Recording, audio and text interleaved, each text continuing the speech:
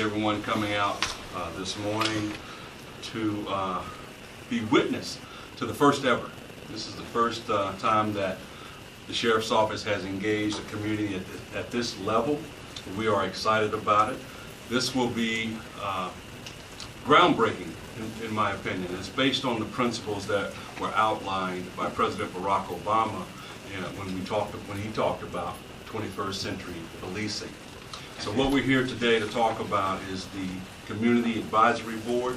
And just to give you a little background, this was a campaign promise, and I'm working very hard every day, and my staff and I, to deliver on our campaign promises. This is based on the premise, if you remember, I had an acronym called T, which stood for Transparency, Engagement, and Accountability. This is the next sort of cog in that wheel of engaging the community at every level. And this is not me going into the community telling the community what we think they should do. This is me inviting the community to be part of the process so we can evaluate solutions and get suggestions from the community. We're very excited about this. We're going to meet on a quarterly basis. We're going to open up the application process this morning as soon as this press conference is over, and hopefully we will get an abundance of applications from individuals from all walks of life, from all over the county, who want to participate in this initiative. Again, it's about bringing them to the table so we can begin building relationships, forming partnerships, working on solutions that will ensure that the quality of life that we enjoy here in Durham continues. We know that right now the national climate is one that is in turmoil. But what we want to do here in Durham is have a voice, and I want to give that voice to the community. And again, it's going to be open up to residents of Durham County, all over Durham County, from Rougemont, Bahama to Southwest Durham, so we can make sure that we have full representation of all the communities. What I'm looking for are ideas and suggestions on how we can build strong relationships, economic development, address nuisance issues, not just crime, but also this is an opportunity for when there are things happening that I think the community needs to be aware of, we'll be able to push this out. Basically, the Sheriff's Office needs an extra set of eyes and ears. We cannot be everywhere, and we're going to be looking for the community to engage us and to feed us information and talk to us about how we can develop better relationships and better solutions. What we'll do is we'll take all ideas and suggestions, and I'll let the committee and the collection of folks sort of talk about next steps, and then we'll move into an evaluation phase, and then we'll move into implementation. So it's going to be on a case-by-case, whatever the idea and suggestion is. All of those will come directly to me and my staff. I think the number one thing that we have to do in law enforcement is build trust and reestablish ourselves as community partners. As I've said before, law enforcement has taken a hit across the country over the past few years. So the trust has been eroded for a number of reasons. So first and foremost for me is to let the people understand that they have an advocate who's in law enforcement, and we begin to mend those relationships and build that trust. And we'll tackle a number of issues. I mean, we all know what the issues are. They're from poverty to gun violence and everything in between. So I'm excited about some of the conversations that I think we're going to have. But then we'll get down to some really hard discussions about trust and police accountability, community engagement, and really start making some, what I consider to be some groundbreaking changes in the way we police here in Durham County. Law enforcement has been seen as an adversary to the community, and we have to have a better approach.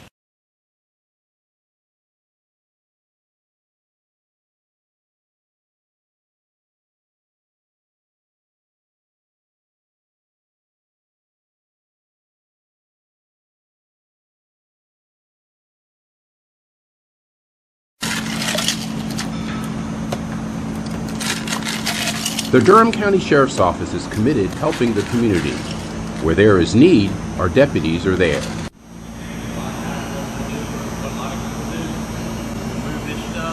Well, the Sheriff's Office, we come out approximately every 8 weeks and we serve breakfast.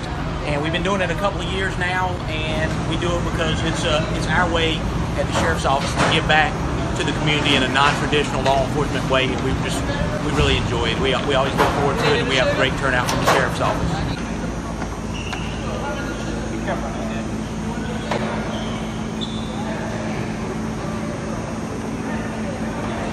That was the case here at Urban Ministries of Durham, where early in the morning, DCSO was well represented preparing breakfast and lunch for over 200 people.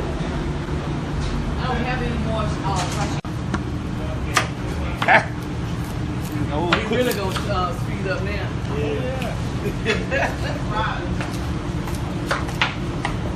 Volunteer efforts like this one occur frequently across Durham County at similar local nonprofit and social service organizations. For more information, call 919-560-0422.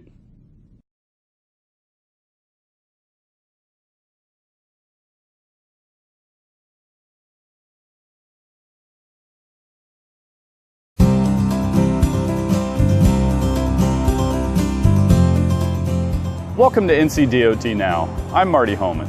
School is starting, and that means more buses will be on the roads and more children will be walking and biking. Do you know the rules of the road to keep everyone safe? On average, there are nearly 3,000 incidents of cars passing stopped school buses every school day in North Carolina. This is not just dangerous for students, it's also against the law. At the school, be sure to pay attention while driving so you'll see when a child is being dropped off or picked up. Remember to never pass a vehicle that is stopped for pedestrians, and always stop and yield to pedestrians crossing the crosswalk or intersection in a school zone when flashers are blinking. It's important that we all share the road with school buses. Give each bus plenty of space and know the rules for passing them on various types of roads. On a two-lane road, all traffic from both directions must stop. On a two-lane road with a center turning lane, all traffic must come to a complete stop. On a four-lane road without a median, traffic from both directions has to stop. In the case of a divided highway with 4 or more lanes, only traffic following the school bus needs to stop. And when on a road with 4 lanes or more with a center turning lane, just traffic following the bus must stop. Penalties for passing a stopped school bus include a $500 fine and an additional 4 insurance points, which could increase insurance rates by 80%. It's vital that drivers also slow down and obey the posted speed limit in a school zone. A child's life could depend on it. That's all for this week's edition of NCDOT Now. From all of us here at the North Carolina Department of Transportation, safe travels.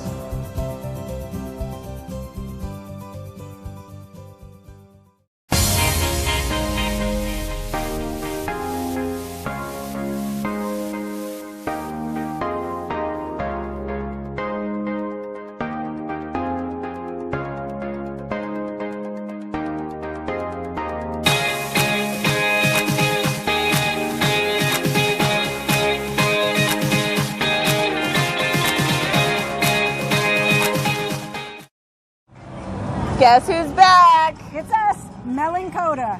We're here on location at Bark in the Park at the Durham Bulls Athletic Park. Melinda, what are we doing out here? Well, today we're running our Check Your Chip program. All the pets that are coming into the park tonight get a courtesy scan to see if they have a microchip. If they have a microchip, we're making sure the information is updated. There's nothing worse than us scanning a pet for a microchip when we find it and the information is not current. So tonight, we're offering people the chance to get their information updated with us. Melinda, what is a microchip?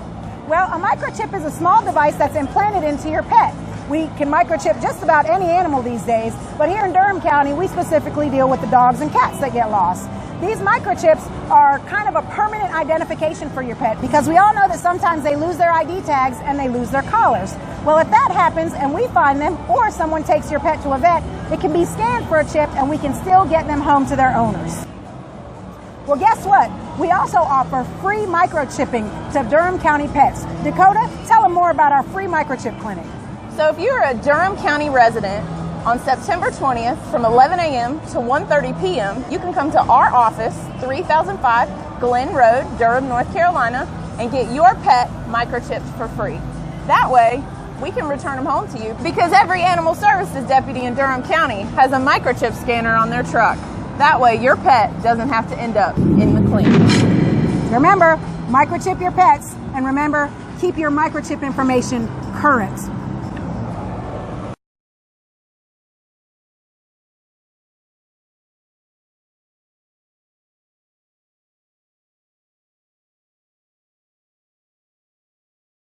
Each year, there are more than a dozen significant tropical and winter storms that threaten the East Coast. So chances are there will be more hurricanes and blizzards near here again. And between school, sports, and social lives, chances are you won't be with your kids when it happens. Will they know what to do?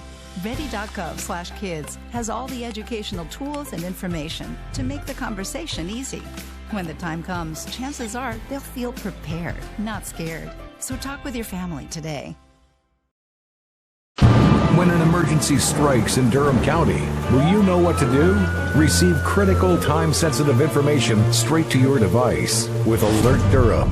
Alert Durham provides you with critical information quickly for incidents like severe weather, hazardous materials, evacuations, and more. You can even choose the type of alerts you want to receive and how you want to receive them. Just go to alertdurham.com to register quickly and easily. Stay alert, stay informed, stay safe with Alert Durham.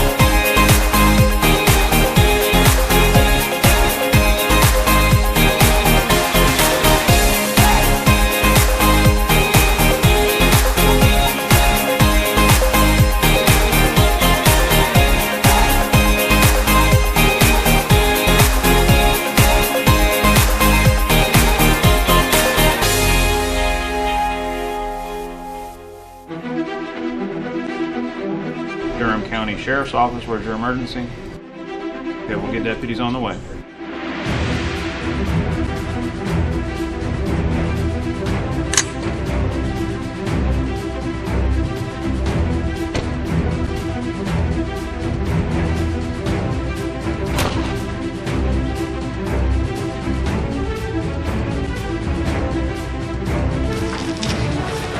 Order! Move!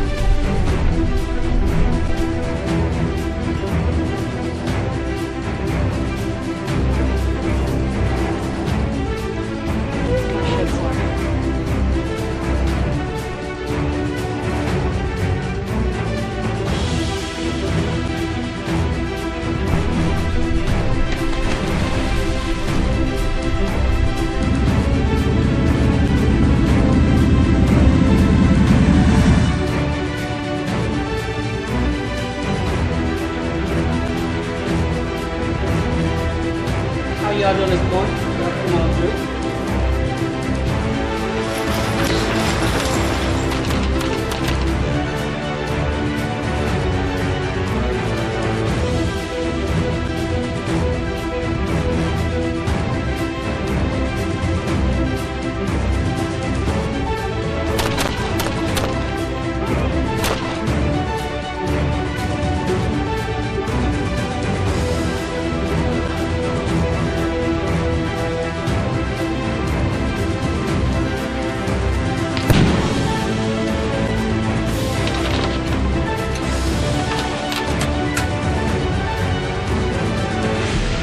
I'm Durham County Sheriff Clarence Burkhead, and we want you to join our team. Honor, duty, service. If you have what it takes, our recruiting starts now.